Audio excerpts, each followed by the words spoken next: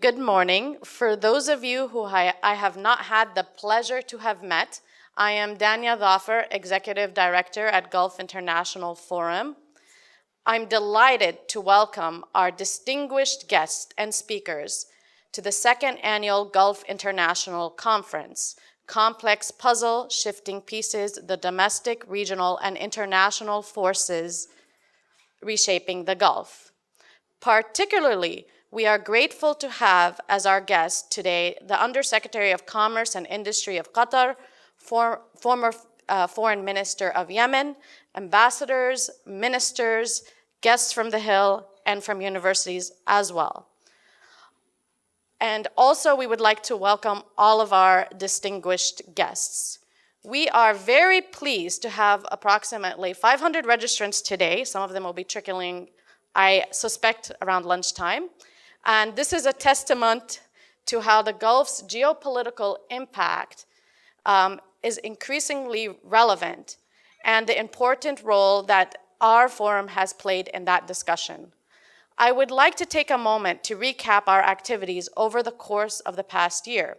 We have organized numerous lively panels and several private roundtables to discuss topics ranging from the escalating tensions in the Gulf to the struggle of women's rights in the region. We have discussed objectively a wide range of topics that the Washington community might see as controversial, if you know what I mean. We have brought together Washington and Gulf-based experts to provide us with differing and often clashing views. Each of these events demonstrate our commitment to open, reasoned, and objective discussion of difficult subjects. In addition to our events, we have kept our audience up to date through the publication of videos, infographics, and of course, the dozens of policy-focused commentaries and reports. In this city, so much of the discussion remains to Washington-based pundits, smart people all, but too many times lacking a deep personal relationship with the knowledge of the region. The forum works to ensure that we bring a wide spectrum of voices from our region of focus, a commitment I hope you will see on today's stage. While we do enjoy bringing the Gulf region's voice to Washington, we also work to take Washington to the Gulf. To sum up, over the past 2 years, the forum has cemented itself as the Washington Research Institute, providing scholars and policymakers with the opportunity for impartial analysis on the top issues facing the Gulf today.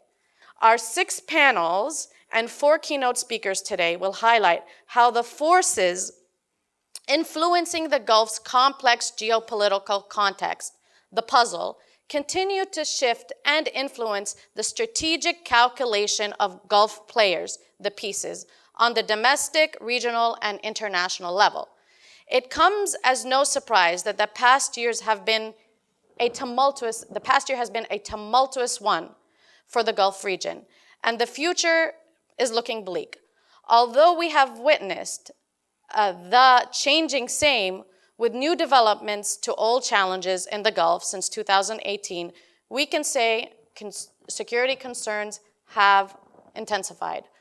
While the ramifications of the still ongoing Gulf crisis dominated the narrative last year, the apparent institutionalization of the rift appears to have killed the GCC's original purpose. In this vein, the Gulf states face a contradiction between the maintenance of regional security and the preservation of their national security interests. This dilemma stems from the perceived decline of US influence and the lingering consequences of the Arab Spring. The proliferation of new questions related to the status of the Gulf region has complicated the picture. These trends beg the question: when you look at the map of the Gulf region today, what does one observe? An Iraq still undergoing political unrest in the wake of the invasion in 2003, and Iran growing increasingly rogue since the US withdrawal from the JCPOA, a bloody war in Yemen raging since 2015, a blockade of Qatar ongoing since 2017, political Islam affects all of these conflicts and remains a formidable force to either curry favor or foment rivalries across the Muslim world. Multiple divisions and armed conflicts, both within the Gulf itself and the surrounding region, have increased because of the changing political order, along with the ascension of many of the Gulf states on the international scene. Meanwhile, from the outside looking in, the region has generated renewed skepticism in the United States and other Western nations, who now question the Gulf's place in the world order. At the same time, the historically unshakable US-Gulf relationship is now undergoing a paradigm shift. US partisan politics has distorted US foreign policy, undermining what bipartisanship remained and adding more uncertainty.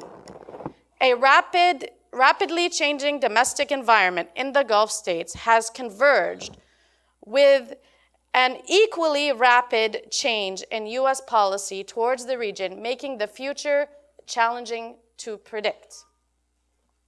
Broad developments related to the economy, governments, society of each of the Gulf nations have complicated these dynamics.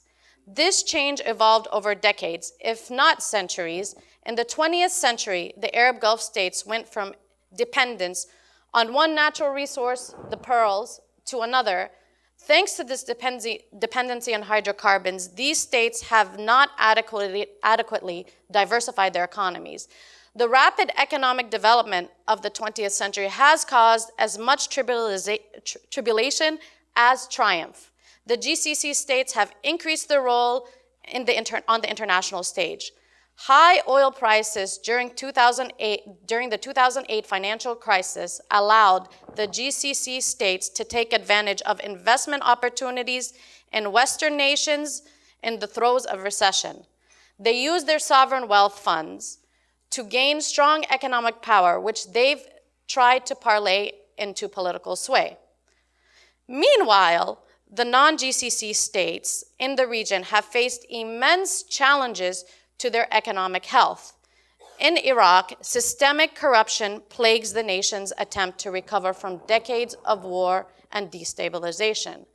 Sanctions on Iran and the abrogation of the JCPOA have left the nation in a state of economic panic, surpassed only by that of Yemen, which must deal with the economic implications of war causing a failed state. Still, despite these issues, the increase in the level of the Gulf women's participation in politics and the economy has been a positive trend. While the motivation is up for debate, the last couple of years have witnessed a surge in reforms, allowing women to crack the glass ceiling and enter politics and the workforce and the GCC. This last couple of years, we've witnessed a female Saudi ambassador to the US, a Qatari spokeswoman at the cabinet level in the ministry, a female Bahraini parliament speaker, an Emirati legislative body with almost half women participants, and across the GCC, women are now allowed to join the military. Now, several years ago, these developments would have shocked most observers. Today, our various experts will fully address the issues I outline above to shed light on the complex histories, politics, and social structures and the geopolitical trends we see today. That such a conference can draw a diverse audience of diplomats, academics, policymakers, business persons, and students only emphasize the fact that intense interest in the region's future is not limited to those who inhabit it. I am certain that many of our panelists will disagree, and a healthy discussion demands disagreement. Rather than shy away from controversy, our forum welcomes it.